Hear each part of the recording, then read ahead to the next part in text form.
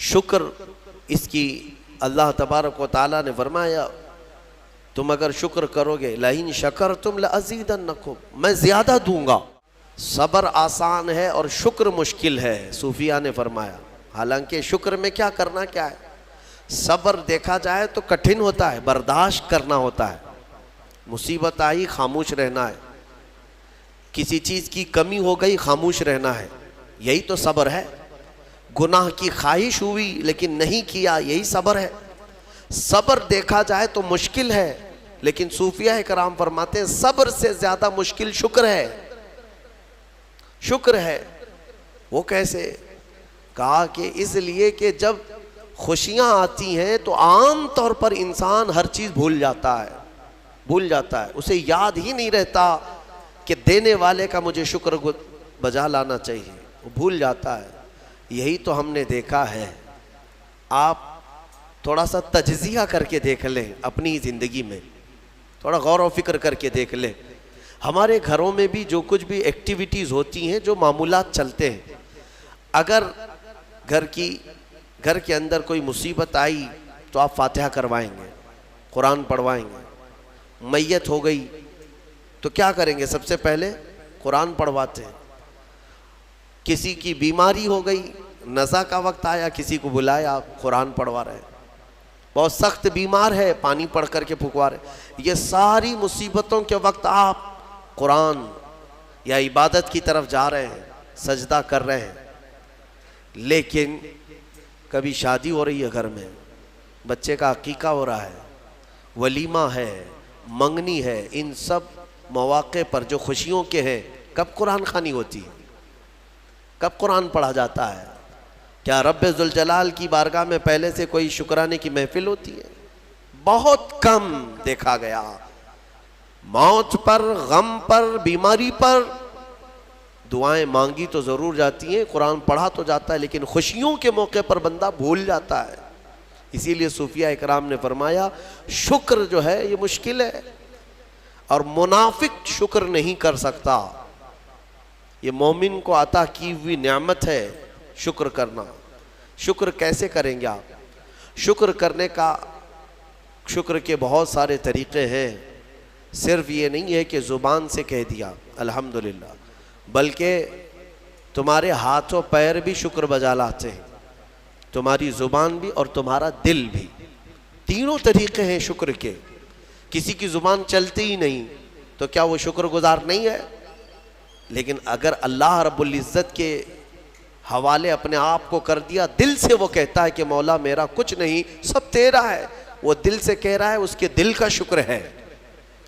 وہ ہاتھ اور پیر اگر عبادت کے لیے اٹھاتا ہے تو یہ ہاتھوں اور پیروں کی طرف سے اللہ کا شکر ہے، اور پھر زبان سے اگر کہتا ہے تو یہ زبان کا شکر ہے، الحمدللہ۔ اور میرے عزیزو، اللہ تبارک و تعالیٰ کو شکر ہی پسند ہے، اور شکر کا جو سب سے بہترین لفظ ہے وہ کیا ہے؟ شکر کرنے کا اللہ کا سب سے بہترین لفظ کیا ہے؟ الحمدللہ۔ یہی ہے نا؟ آپ کو عادت ڈالی گئی ہے کہ کسی نے بھی اگر آپ سے پوچھا کہ طبیعت کیسی ہے تو آپ کیا کہتے ہیں؟ الحمدللہ۔ چاہے سر درد ہو ہی رہا ہو لیکن آپ کہتے ہیں الحمدللہ۔ یہ شکر کرنے کا سب سے بہترین لفظ کیا ہے؟ الحمدللہ۔ اب میں آپ کو بتاتا ہوں یہ سب سے بہترین لفظ ہے، اسی لیے دیکھو کہ اللہ نے اپنی کتاب، آخری کتاب قرآن بھی اپنے حبیب پر اتارا تو اس کا سب سے پہلا ورڈ کیا رکھا؟ الحمدللہ۔ الحمدللہ سے پورا قرآن شروع ہوا۔ پھر تم اگر مولا کی بارگاہ میں عبادت کے لیے کھڑے ہوئے، نماز کے لیے رکعت باندھے، امام اگر کہیں سے جہر میں شروع کیا تو کہاں سے؟ نماز میں بھی اگر امام قرات شروع کرتا ہے تو کہاں سے شروع کرتا ہے؟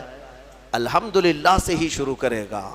میرے عزیزو، اتنا ہی نہیں بلکہ روایتیں ملتی ہیں کہ آدم علیہ السلام کو جب پیدا کیا گیا اور ان کے جسم میں روح ڈالی گئی، آپ کو چھینک آئی، سب سے پہلے آپ کی زبان سے نکلا الحمدللہ۔ اس سے اندازہ کرو کہ میرا مولا شکر پسند کرتا ہے، شکر پسند کرتا ہے۔ اسی لیے 30 سے زیادہ مرتبہ تم سے پوچھ رہا ہے مولا کون کون سی نعمتوں کو جھٹلاؤ گے؟ تم اللہ رب العزت کے آگے سیرنڈر ہو جاؤ، سپرد ہو جاؤ کہ مولا نہیں، میں تیری کسی نعمت کا انکار نہیں کرتا، تمہیں اندازہ بھی نہیں ہے تمہارے پاس نعمتیں کیا کیا مولا نے دیا ہے، تمہیں اندازہ بھی نہیں ہے۔ وَإِن تَعُدُّوا نِعْمَةَ اللَّهِ لَا تُحْصُوهَا، اللہ فرماتا ہے اگر تم گننا چاہو گے اللہ کی نعمتیں ہرگز گن نہیں سکو گے۔ کیسے گنیں گے؟ ایک بزرگ نے لکھا ہے کہ اگر کوئی طے کر لیا، توجہ چاہتا ہوں، شیخ سعدی رحمۃ اللہ علیہ کے حوالے سے یہ بات ملتی ہے، کسی نے طے کر لیا کہ میں اللہ کی ساری نعمتوں کا شکر بجا لاؤں گا، اس نے جو بھی میری نعمتیں دی ہیں سب نعمتوں کا میں شکر بجا لاؤں گا، ٹھیک ہے، تمہاری زبان اللہ نے دیا ہے، یہ ایک نعمت ہے، ناک نعمت ہے، کان نعمت ہے، آنکھ نعمت ہے، ہاتھ ہیں، انگلیاں ہیں، پورے جسم میں ایک ایک عضو اللہ کی نعمت ہے، پھر پلس اس کے علاوہ جینے کے لیے جو یہاں پر گھر دیا یہ نعمت ہے، زمین پر چلنے کی طاقت دی یہ نعمت ہے، اور سونے کے لیے ہمیں بستر دیا، پہننے کے لیے کپڑے دیا یہ نعمت ہے، رشتہ دار دیا یہ نعمت ہے، اولاد دیا یہ نعمت ہے، ماں باپ دیا یہ نعمت ہے، اچھے دوست دیا یہ نعمت ہے، اسلام دیا یہ نعمت ہے، ایمان پر رکھا یہ نعمت ہے، اپنے آخری نبی کی امت میں پیدا کیے یہ نعمت ہے، یہ ہزاروں نعمتیں ہیں۔ لیکن اگر تم چلو طے کر لیتے ہو کہ میں اللہ کی ساری نعمتوں کا ایک بعد دیگرے شکر بجا لاؤں گا، اے اللہ تو نے مجھے زبان دی الحمدللہ، تو نے مجھے ناک دی الحمدللہ، سب نعمتوں کا شکر کرنے کا اگر کسی نے ارادہ کر لیا تو شیخ سعدی فرماتے ہیں تو پہلے وہ بیٹھ جائے، اس کو اللہ نے جو سانسیں دی ہیں نا یہ سب سے بڑی نعمت ہے، ایک سانس اندر جاتی ہے یہ نعمت، سانس باہر نکلتی ہے یہ نعمت، اگر تم نے سانس لے لیا نکلی نہیں باہر تو ختم ہو گئی تمہاری زندگی، اور سانس نکلی اندر لے نہیں پا رہے ہو یہاں پر بھی زندگی ختم۔ سانس لینا ایک نعمت، سانس باہر چھوڑنا یہ ایک نعمت، شیخ سعدی فرماتے ہیں، اور ہر سانس نہیں ہوتی ہے، پرانی سانس نہیں آئے گی، پھر ہر سانس نہیں ہے، تو ہر سانس کے بدلے ہی تم اگر الحمدللہ کہتے رہ جاؤ گے تو زندگی گزر جائے گی سانسوں کے شکر پر، باقی نعمتیں ویسی ہی رہ جائیں گی، صرف سانسوں کے شکر پر تو زندگی گزر جائے گی۔ میرے عزیزو اندازہ بھی نہیں کر سکتے کہ اللہ نے کون کون سی نعمتوں سے نوازا ہے۔ تمہیں پتہ ہے میں ایک مرتبہ اس چیز کو بھی پڑھا تھا کہ اگر تمہیں سانس خرید کر کے لینا پڑ جائے، ہاسپٹل میں جا کر کے دیکھو آکسیجن کا ایک سلنڈر جو کبھی مریضوں کو لگایا جاتا ہے کتنی قیمت کا ہوتا ہے، دن بھر میں وہ کتنے سلنڈر سانس کھینچتا ہے۔ اس اعتبار سے اگر تمہاری زندگی 60 سال کی ہوئی اور 60 سال تمہیں آکسیجن خرید کر کے لینا پڑا تو تقریباً اس کی قیمت جو ہے کئی 100 کروڑ میں چلی جاتی ہے۔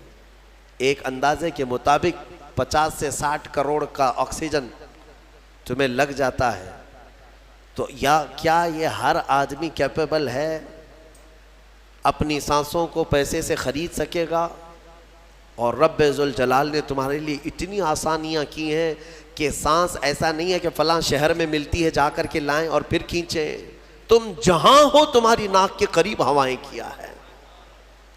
اس رب قدیر نے اتنی بڑی نعمتوں سے تمہیں نوازا، تمہیں اندازہ بھی نہیں ہے، اور اسی لیے رب تعالیٰ فرماتا ہے فَبِأَيِّ آلَاءِ رَبِّكُمَا تُكَذِّبَانِ، تم میری کون کون سی نعمتوں کو جھٹلاؤ گے۔ حاتم اصم ایک بزرگ ہے، حضرت حاتم خلیفہ ہارون رشید کے زمانے کے ہیں۔ خلیفہ ہارون رشید کے زمانے میں بادشاہ نے ایک مرتبہ ان کو طلب کیا اور پوچھا کہ کچھ نصیحت کیجیے آپ مجھے۔ وہ اکثر بڑے بڑے علماء کو دربار میں بلاتا اور نصیحت حاصل کرتا۔ حضرت حاتم اصم رضی اللہ تعالیٰ عنہ نے بادشاہ سے ایک سوال کیا کہ ہارون اگر تمہارے ساتھ ایسا ہو جائے زندگی میں اور پیاس کی شدت ایسی ہے کہ تم بلک رہے ہو، اگر تم کو کوئی ایک گلاس پانی دینا چاہے اور وہ پیسوں میں دینا چاہے، اور اس آدمی کے علاوہ کسی کے پاس پانی نہیں ہے، تم ایسی جگہ پر پہنچ گئے ہو جنگل میں یا صحرا میں، تو تم اس کو کتنے پیسے دے کر خرید سکتے ہو؟ ایک گلاس پانی وہ بہت بڑی قیمت لگا رہا ہے، تم کو اگر بہت شدت کی ضرورت ہے تو تم کتنا مال دے کر کے خریدو گے؟ خلیفہ ہارون رشید نے کہا میں اپنی آدھی سلطنت بھی دینے کو تیار ہو جاؤں گا ایک گلاس پانی، کیونکہ ضرورت ہے انسان کی، جان بچانا ہے۔ تو حاتم اصم نے کہا ٹھیک ہے، تمہیں پانی تو مل گیا، کبھی ایسا ہوا تمہاری زندگی میں تم نے پانی تو پی لیا، پیٹ بھر کر پی لیا، پیٹ بھر کر کے، لیکن پانی اب نکلتا نہیں ہے، باہر نہیں نکلتا پانی، کوئی صورت ہی نہیں ہے کہ تمہارا پانی باہر آئے، پیشاب بند ہو چکا ہے۔ کوئی ایک حکیم ایسا ہے جو تم سے یہ کہے کہ میں تیرے پیٹ کا پانی باہر نکال دوں گا تو تو اسے کتنی قیمت دے گا؟ ہارون رشید نے کہا اس کو بھی میں اپنی آدھی سلطنت دے دوں گا، میرا پانی نکالتا ہے۔ تو حضرت حاتم اصم نے فرمایا ہارون تیری پوری سلطنت کی قیمت ایک گلاس پانی کے برابر ہے، اگر نہ ملے تو آدھی سلطنت اور مل جائے نکالنے کے لیے آدھی سلطنت، تو سوچ وہ رب ذوالجلال بغیر کسی قیمت کے روز تجھے پلاتا بھی ہے اور روز تیرے سے نکالتا بھی ہے، کتنی بڑی نعمت ہے تیرے لیے۔ میرے عزیزوں، میں آپ کو ایک چیز بتاتا ہوں، میرے آقا صلی اللہ تعالیٰ علیہ وسلم نے اپنی امت کو سب سے زیادہ اگر دعائیں سکھائی ہیں تو وہ شکر کی دعائیں، شکر کی دعائیں تلاش کر لینا، یہ میرے مطالعے کے اعتبار سے میں آپ کو بتا رہا ہوں۔ آپ روزمرہ کی زندگی میں جو چیز بھی کرتے ہیں اس میں اللہ کا شکر ہے، میرے آقا نے سکھایا۔ آپ کھانا کھانے کے لیے بیٹھ رہے ہیں، بسم اللہ پڑھ کر کے شروع کیے، کھانا ختم ہونے کے بعد میرے آقا نے سکھایا ہے الحمدللہ الذی اطعمنا وسقانا وکفانا وجعلنا من المسلمین۔ کیا ہے؟ تمام تعریفیں اس اللہ کے لیے، شکر ہے اس مولا کا جس نے ہمیں کھلایا پلایا اور ہمیں ہدایت دیا اور مسلمان بنایا۔ کھانے کے بعد بھی میرے آقا نے یہی سکھایا، کھانے کے بعد تمہیں کرنا کیا ہے؟ یہی ہے۔ اچھا، اور نیند لگ رہی ہے، سونے کے وقت کہا بسم اللہ پڑھ کر کے سو جاؤ، لیکن سو کر کے اٹھتے ہو اگر نیند کھلتی ہے تو میرے آقا فرماتے ہیں یہ پڑھو الحمدللہ الذی احیانا بعد ما اماتنا۔ الحمد سے ہی شروع ہے، تمام تعریفیں اس اللہ کے لیے جس نے ایک موت کے بعد مجھے دوبارہ اٹھایا ہے۔ آپ کیا سمجھتے ہیں؟ نیند جو ہے موت کی بہن ہے۔ اگر کوئی سویا مولا چاہے تو اس کی آخری نیند ہو سکتی ہے، بہت سارے ایسے ہیں جو سوئے اور پھر اٹھ ہی نہیں سکے۔ نیند کی حالت ایسی ہوتی ہے کہ وہ آدھی موت کے برابر ہے، اس کو خبر نہیں ہوتی، اسی میں وہ چلا بھی جا سکتا ہے، اور پھر جب تمہیں بیدار کرتا ہے مولا تو یہ نعمت ہے، بہت بڑی نعمت ہے کہ تمہیں موت کے منہ میں لے جا کر واپس لے آیا۔ جب بھی تم اٹھتے ہو میرے آقا نے فرمایا شکر بجا لاؤ، شکر ہے اس اللہ کا، تمام تعریفیں اس اللہ کی۔ بعد ما اماتنا احیانا بعد ما اماتنا، ہمیں موت دینے کے بعد دوبارہ اٹھایا ہے، اس اللہ کا شکر ہے۔ سو کے اٹھو تو الحمدللہ۔ اتنا ہی نہیں میرے عزیزوں، میرے آقا صلی اللہ تعالیٰ علیہ وسلم فرماتے کپڑا اگر پہن لیا تو بھی پڑھو الحمدللہ الذی کسانی ھذا۔ تمام تعریفیں اس اللہ کے لیے جس نے مجھے یہ جوڑا پہنایا۔ ہاں، ورنہ اگر مولا تعالیٰ نہ چاہے تو کسی جسم پر کپڑا بھی نہیں آئے گا، وہ روز تمہیں پہناتا ہے، تمہارے ستر کو چھپاتا ہے۔ اتنا ہی نہیں، میں آپ کو بتاؤں استنجا کے لیے بھی جاتے ہو، پیشاب کے لیے فرمایا گیا کہ بسم اللہ پڑھ کر کے تو جانا ہے اور اللہ کی پناہ مانگ کر کے جاؤ، بسم اللہ اللہم انی اعوذ بک من الخبث والخبائث۔ لیکن جب تم استنجا کر کے باہر آتے ہو تو حضور نے فرمایا پھر یہ کہو الحمدللہ الذی اذھب عنی الاذی وعافانی۔ وہاں بھی شکر ہے، کس بات کا شکر ہے؟ تمام تعریفیں اس اللہ کی، اس کا شکر ہے جس نے اذیت دینے والی، تکلیف دینے والی چیز کو میرے جسم سے دور کیا۔ تمہیں اندازہ ہے زہر ہے یہ جو اندر استنجا جمع ہو جائے تو آسانی سے آج پیشاب کر لیتے ہو، آسانی سے آج تم حاجت کر لیتے ہو، پخانہ ہو جاتا ہے، تو اس کو یوں مت سمجھ لینا کہ تمہارا کمال ہے، یہ رب تعالیٰ کی ہزار نعمتوں میں سے ایک نعمت ہے۔ اگر پیشاب تمہارا رک گیا، کڈنی کام کرنا چھوڑ دیتی ہے، آج جاؤ ہاسپٹلوں میں دیکھو ڈائلیسس کی مشینوں پر کتنے مریض سوئے ہوئے ہیں۔ تمہیں پتہ ہے پیشاب اگر نہیں نکلتا تو آج کے زمانے میں نیا ایک علاج ہے، ڈاکٹرز کیا کرتے ہیں کہ پانی جو ہے یہ پیشاب پورا خون میں مل جاتا ہے اور زہر بنتا ہے جسم میں۔ اگر ایک دن پیشاب نہیں ہوا تو پانی تمہارا جسم میں بھر جائے گا، اسی کو کریٹینن کا لیول بڑھنا کہتے ہیں، زہر بھر جاتا ہے۔ اب اس کو نکالے کیسے؟ باہر آتا نہیں ہے، باہر آتا نہیں ہے۔ ڈاکٹر اس کے لیے ڈائلیسس کی مشین اس کو لٹاتے ہیں، کیا کرتے ہیں بڑی موٹی موٹی 2 سوئیاں یہاں حلق میں ڈالتے ہیں گردن کے پاس، یا پھر ہاتھ سے ایک پائپ جسم کا پورا خون نکالتا ہے اور مشین میں ڈالتا ہے، اور مشین فلٹر کرتی ہے، دوسرے پائپ سے فلٹر کیا ہوا خون اندر جاتا ہے، اور جو پانی ہے وہ مشین نکال کر کے باہر ایک ڈبے میں پھینکتی رہتی ہے۔ میرے عزیزو، میں نے اپنی آنکھوں سے دیکھا ہے ایک بار ڈائلیسس کرنے کے لیے 4 گھنٹے لگتے ہیں، 4 گھنٹے لگتے ہیں، اور کئی مریض ایسے ہیں جن کو ہفتے میں 3 مرتبہ یہ کرنا پڑتا ہے، اور ڈاکٹر ان کو 1 بوتل پانی دیتا ہے، لمیٹڈ پانی پینا، پورے 2 دن میں 1 لیٹر سے زیادہ پانی مت پیو۔ اللہ چاہ کر کے وہ پانی نہیں پی پاتے، چمچ سے پانی پیتے ہیں، ڈھکن سے پانی پیتے ہیں کہ زیادہ ہو گیا تو جسم میں نکلنے کی جگہ نہیں ہے۔ خیر یہ تو ڈاکٹرز نے پیشاب نکالنے کے طریقے تو اپنا لیے میرے عزیزوں، لیکن اگر پخانہ نہیں نکلا تو اب تک اس کے علاج بھی نہیں ملتے۔ کھا لیا آپ نے، اگر یہ غلاظت نہیں نکل پائی تمہارے اندر تو پورے جسم میں یہ زہر بن کر کے پھیل جائے گا، موت کا سبب بن جاتا ہے۔ جب ہم بیت الخلاء میں جاتے ہیں اور پیشاب پاخانہ کر کے نکلتے ہیں تو تمہیں کیا لگتا ہے میرے عزیزو؟ یہ اللہ کی ہزارہ نعمتوں میں سے ایک نعمت ہے کہ اذیت دینے والی چیز کو اس نے ہمارے جسم سے ہٹایا ہے۔ اسی لیے مولا فرماتا ہے فَبِأَيِّ آلَاءِ رَبِّكُمَا تُكَذِّبَانِ، تم میری کون کون سی نعمتوں کو جھٹلاؤ گے؟ اچھا یہ تو نکلنے والی بات میں نے کیا نا، نکلنے والی بات، لیکن تمہیں پتہ ہے تمہیں اگر کھانے کے لیے بھوک نہ لگے تو کچھ نہیں کر سکو گے۔ کھانے کی خواہش ہونا یہ اللہ کی نعمت ہے، بھوک لگنا یہ اللہ کی نعمت ہے۔ اچھا یہ بھی میں آپ کو بتا دوں، بھوک لگتی نہیں ہے کسی کو تو یہ مصیبت ہے، کھا ہی نہیں سکتا، بغیر بھوک کے وہ اندر لے بھی نہیں سکتا لقمہ۔ یہ رب تبارک و تعالیٰ کی طرف سے نظام رکھا گیا ہے، وہ بھوک لگتی ہے وہ کھاتا ہے۔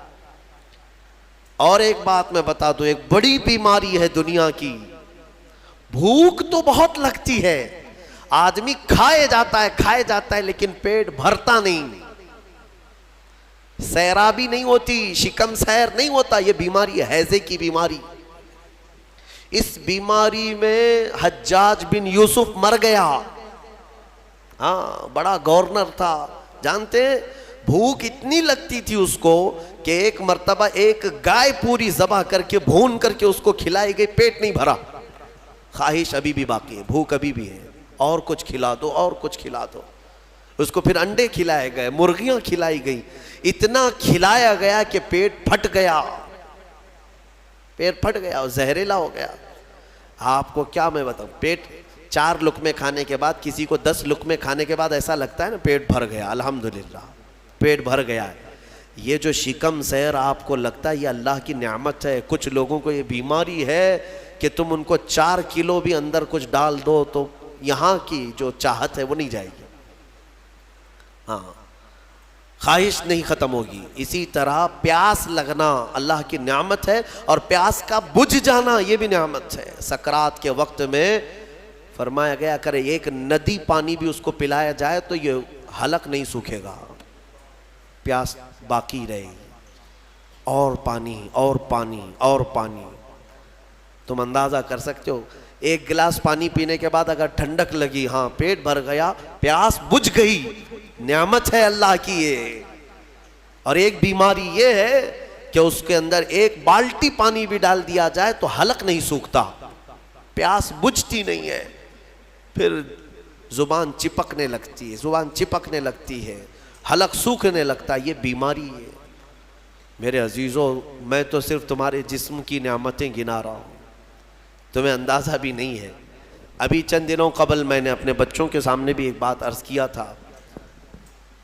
میں 1-2 سال قبل شاید ایک مطالعے میں تھا، کسی چیز کی اسٹڈی میں، ایک نئی چیز میرے مطالعے پہ آئی تھی۔ ایک صاحب کئی دنوں سے وہ بیمار رہتے تھے، ان کو ہوتا کیا تھا، چلتے تھے تو اچانک ٹیڑھے ہو جائے اور ایسا لگے کہ دیوار گر رہی ہے، روڈ پہ چلے تو ایسا لگے کہ یہ گاڑی میرے اوپر گرے گی۔ ہاں یہ ایک بیماری ہے۔ آپ زمین پر کھڑے ہوتے ہیں، 2 پیروں سے کھڑے ہوتے ہیں نا، بیلنس کیسے رہتا ہے تمہارا؟ یہ چاہے موٹے ہو تگڑے ہو لیکن سیدھے تو کھڑے رہتے ہو، اور چلتے ہو تو کیا ایک طرف جھک جھک کے چلتے ہو، کبھی ادھر کبھی ادھر نہیں، ہوائیں چاہے جتنی بھی آئیں آپ سیدھے چلتے ہیں۔ یہ کون ہے جو تمہارے بیلنس کو مینٹین کیا ہوا ہے؟ صرف 2 ٹانگوں پر تمہارے پورے وزن کو کس نے قائم رکھا ہے؟ اگر تجربہ کرنا ہے تو مٹی کا ایک پتلا اس طرح سے چلا کر کے دکھاؤ، 2 ٹانگوں پر چلا کر کے دکھاؤ، بیلنس کون رکھے گا؟ ارے پتلے بھی اگر بنا کر کے کھڑا کرتے ہیں کہیں اسٹیچو تو انہیں گاڑ دیتے ہیں، کھڑا نہیں کر پائیں گے۔ اتنا تمہاری ہی وزن کے برابر 80 کلو کا ایک پتلا بناؤ مٹی کا اور اس کو صرف پیروں پہ کھڑا کر کے دکھاؤ، نہیں کھڑا ہوگا، ہوا آئے گی گر جائے گا۔ تمہیں ہوا کیوں نہیں گراتی؟ کون ہے جو تمہیں برقرار رکھا ہوا ہے؟ آپ کو میں بتاؤں تو حیرت ہوگی آپ کہ کون سی چیز مینٹین کرتی ہے، پتہ ہے آپ کو کون سی چیز تمہارے جسم کے اندر؟ نہ تمہارے ہاتھ نہ تمہارے پیر۔ اللہ اکبر، اللہ کی نعمتوں پر قربان جاؤ۔ ایک صاحب انہوں نے مجھ سے ملاقات کی تھی اور اپنی بیماری یہ بتائی تھی کہ ایسا لگتا ہے، تعویذ بھی کرائے، دعا بھی کرائے، وظیفے بھی کروائے، بہت ساری۔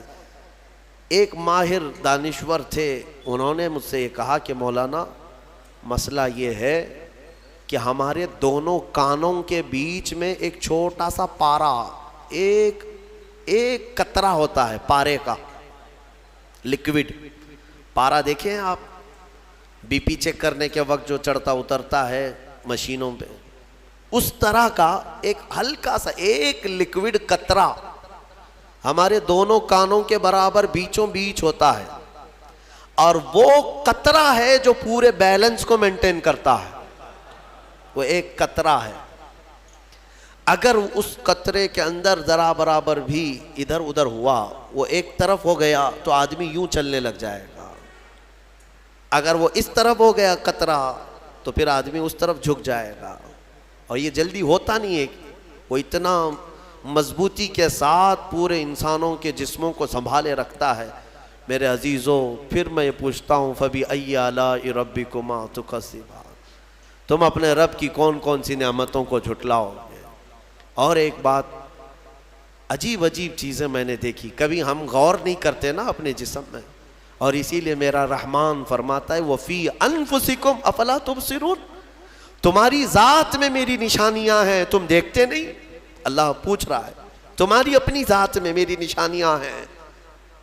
محبوب الہی نظام الدین اولیاء رحمۃ اللہ تعالیٰ علیہ نے فرمایا، اللہ تبارک و تعالیٰ تک اگر پہنچنا چاہے بندہ تو صرف اس کی نسیں جو ہے نا، اس کی رگیں، یہی کافی ہیں اس کے لیے۔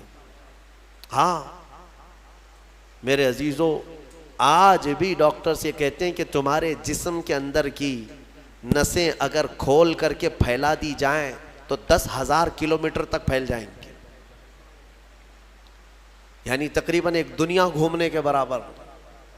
اتنی نسیں تمہارے جسم کے اندر ہیں کہ اگر ان کو کھول کر کے پھیلا دیا جائے تو اتنی لمبی کون ہے جو یہ سارا مینٹین کیا ہوا ہے؟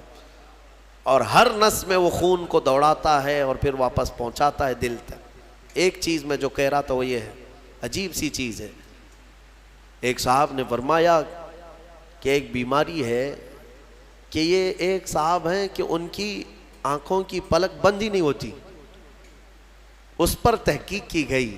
میرے عزیزوں کتنی چھوٹی چیز لگتی ہے، آپ پلکیں جھپکاتے ہیں نا، آپ کے اختیار میں نہیں، اور بہت ہلکی سی ہے، یوں کیا بند ہوئی، یوں کیا کھول دیا، آنکھیں بند ہو رہی کھل رہی ہے۔ آپ کو پتا ہے اس کے اندر کیا چیز ہے؟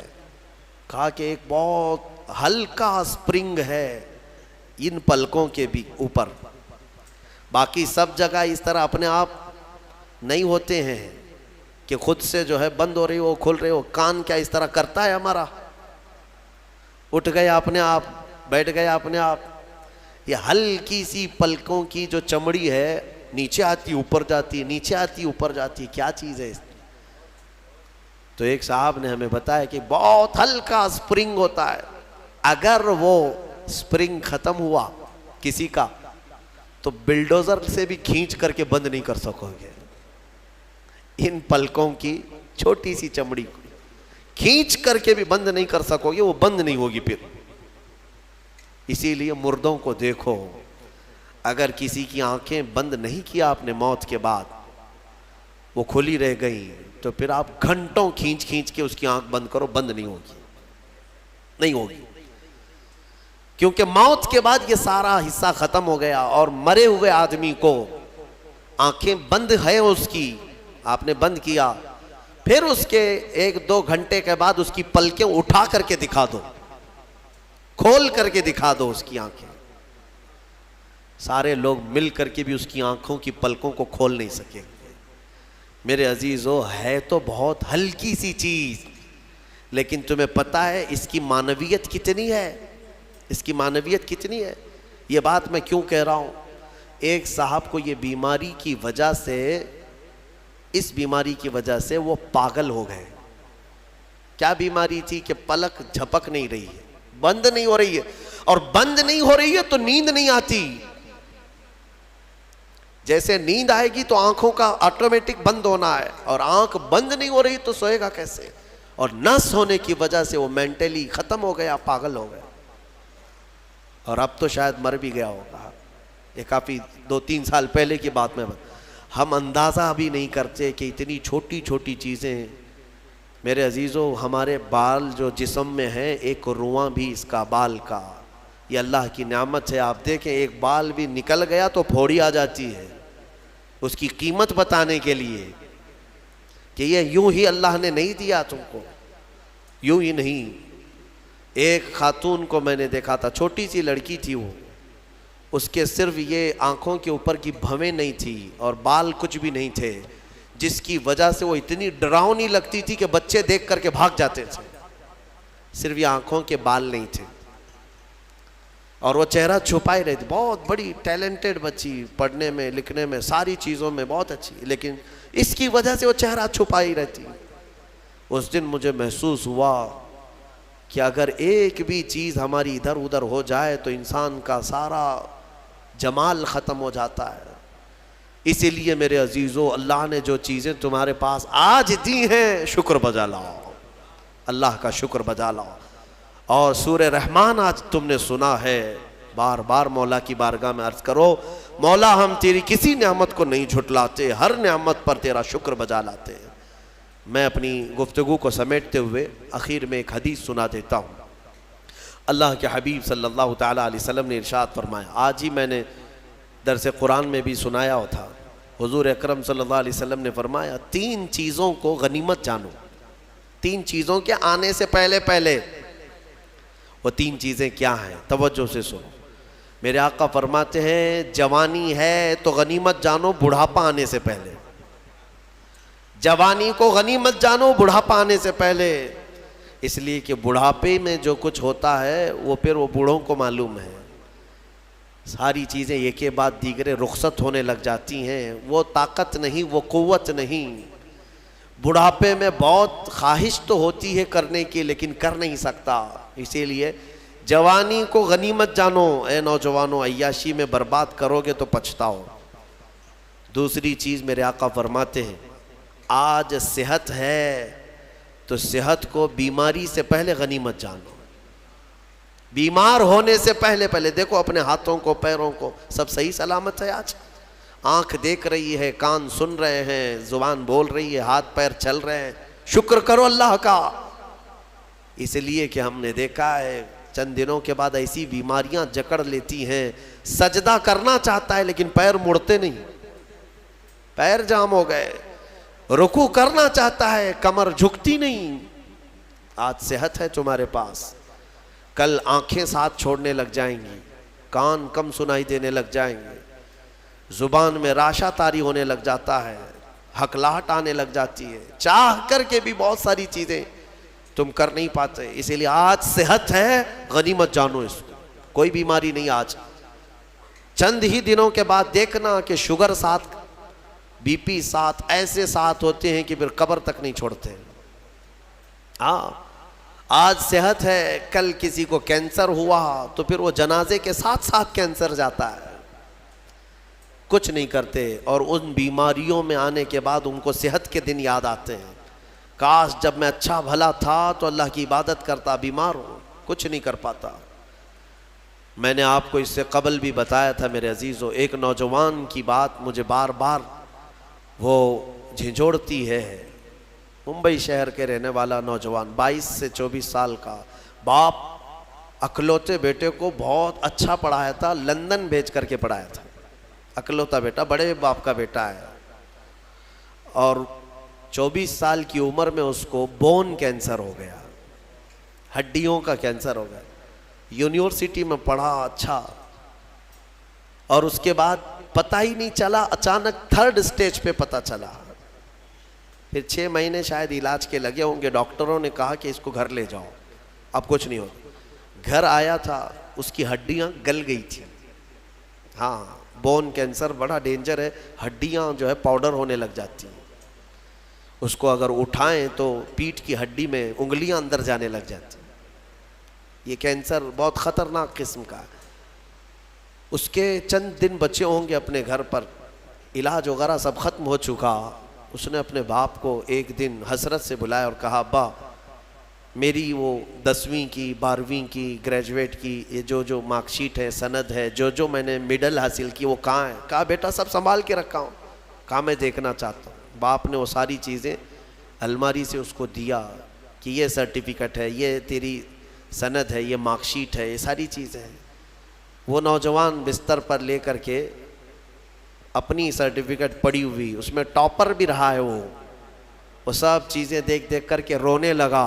اور پھر اپنے باپ سے ایک سوال کیا کہ ابا یہ ساری مارک شیٹ اور سند میں کون سی ایسی ہے جو میں منکر نکیر کو بتاؤں تو مجھے چھوڑ دیا جائے؟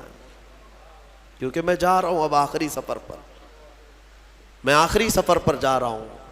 اب تو میرے پاس اتنا وقت بھی نہیں ہے کہ میں کوئی اور چیز حاصل کروں. اس کے باپ نے مجھے یہ چیز بتائی تھی. وہ کہتے تھے کہ مولانا آپ بچوں کو بتاؤ، واقعی صحت جب تک تھی تم نے نہ قرآن کی طرف توجہ دیا، نہ میرے رحمان کو راضی کرنے کی کوشش کی. صحت آج ہے تو شکر بجا لاؤ اللہ کا. بیماری میں وہ مولا تمہارے ساتھ ہوگا. 2 چیزیں میں نے عرض کی ہے. جوانی کو غنیمت جانو بڑھاپا آنے سے پہلے، صحت کو غنیمت جانو بیمار ہونے سے پہلے، اور سب سے بڑی چیز میرے آقا فرماتے ہیں زندگی کو غنیمت جانو موت آنے سے پہلے. ہاں ٹھیک ہے، بڑھاپے میں کچھ تو کر سکتے ہو، بیماری میں کچھ تو کر سکتے ہو، مرنے کے بعد کیا کر سکتے ہو؟ تو اس لیے آج زندہ ہیں، اسی کو غنیمت جانو کہ اللہ ابھی تو ملک الموت نہیں آیا، ابھی تمہارے پاس ٹائم باقی ہے، سانسیں چل رہی، وقت باقی، صحت بھی ہے، جوانی بھی ہے، زندگی بھی ہے، تو سب ہے تمہارے پاس. پھر اللہ کی ناشکری کرنا میرے عزیزوں یہ سب سے بڑا گناہ ہے. اسی لیے میرے آقا صلی اللہ علیہ وسلم نے فرمایا معراج کی رات میں نے جہنم میں سب سے زیادہ عورتوں کو دیکھا. حضور سے پوچھا عورتوں نے کہ کس وجہ سے؟ حضور نے وجہ یہی بتائی، ہن یکفرن العشیر، وہ اپنے شوہروں کی ناشکری کرتی ہیں. नाशुक्री करती हैं, कब तूने मेरे साथ अच्छा किया, ये लफ्ज़ कहती हैं जिसकी वजह से मौला उनको जहन्नम में पहुंचाया। औरत अगर शोहर की नाशुक्री की वजह से जहन्नम में है तो ये बंदे जो सीधे रहमान के नाशुक्रे हैं वो किस कदर जहन्नम में जलेंगे। इसीलिए मैं डराता हूँ इस बात से कि अल्लाह रब्बुल इज़्ज़त का शुक्र बजा लाओ। जैसा रखा है उसने बहुत है, बल्कि देखा जाए तो हमारी हैसियत से ज़्यादा उसने अता किया है। शेख सादी रहमतुल्लाह ताला अलैह की वो बात याद आती है, उनकी चप्पल गुम हो गई थी, कांटे और कंकर चुभने लगे, मस्जिद में आए, सजदे में रोने लगे, सफ़र में हूँ मौला, मेरी हैसियत ही नहीं है कि अब मैं चप्पल भी ख़रीद सकूँ, मैं इतना गरीब और मुफलिस हो गया हूँ। बाहर निकले तो देखा एक आदमी पैर कटा हुआ बैठा था, जिसके दोनों पैर नहीं थे। तो वापस गए और अल्लाह का शुक्र बजा लाने लगे, ऐ मौला मेरी तो चप्पल ही नहीं है, उसके पास पहनने के पैर भी नहीं है। इसीलिए अपने से छोटों को देखो और शुक्र बजा लाओ। हाँ, मैं अपने नौजवानों से इसीलिए कहता था कि कभी कभार हॉस्पिटल विज़िट करो, जाओ, कैंसर के पेशेंट को देखो, वहाँ पर कभी चेहरा सड़ा हुआ है, किसी का गला सड़ा हुआ है, कहाँ कहाँ क्या क्या। मैं जाता हूँ कभी तो वो देखते ही रोने लग जाते हैं। मेरे अजीज़ों, वो मौत और हयात के बीच में मौजूद एक लाश की तरह पड़े रहते हैं। तुम देखोगे तुम्हें अपनी सेहत पर अल्लाह का शुक्र करने का जज्बा पैदा होगा कि मौला तूने मुझे इन सब बीमारियों से महफूज रखा है। इसीलिए मेरे आका सल्लल्लाहु ताला अलैहि वसल्लम ने बीमारों को देखकर, मुसीबत ज़दा को देख कर के भी जो दुआ तालीम दी वो क्या है, अल्लाह ताला ने, अल्लाह के हबीब ने यही दुआ सिखाई, अल्हम्दुलिल्लाहिल्लज़ी फ़द्दलना अला कसीरिम मिम्मन खलक़ तफ़दीला, अल्हम्दुलिल्लाहिल्लज़ी आफ़ानी मिम्मा इब्तलाक बिही व फ़द्दलनी अला कसीरिम मिम्मन खलक़ तफ़दीला। ऐ मौला तेरा शुक्र है, तूने मुझे आफ़ियत दी है, जिसमें तू उसको मुब्तला कर रखा है उससे तो मुझे बचा कर रखा है, और सब पर तूने, अक्सर बंदों पर तूने मुझे फजीलत दी है। मौला ये तेरा शुक्र है। इसीलिए मैं कहूँगा फ़बी अय्यि आलाइ रब्बिकुमा तुकज़्ज़िबान, ऐ इंसानों और जिन्नात, तुम अपने रब की कौन कौन सी नेमतों को झुटलाओगे। अगर झुटलाओगे तो फिर पकड़ होगी। मौला करीम की बारगाह में अर्ज़ करो, मौला हमारी हर सांस के बदले तेरा करोड़ हा करोड़ शुक्र एहसान है, और सबसे बड़ा तेरा इनाम और तेरा शुक्र ये है कि मौला हमें लायक न होने के बावजूद तूने अपने महबूब की उम्मत में हमें पैदा किया है, ईमान दिया, इस्लाम दिया। और मौला तेरे दरबार में इतनी इल्तिजा है कि ए करीम खुदा, हमारी आखिरी सांस भी तू हमें ईमान पे अता फरमा, तेरे हबीब के कदमों में मौत अता फरमा, और जब उठाए जाएं तो शुक्रगुजार बंदों में हमारा हशर फरमा।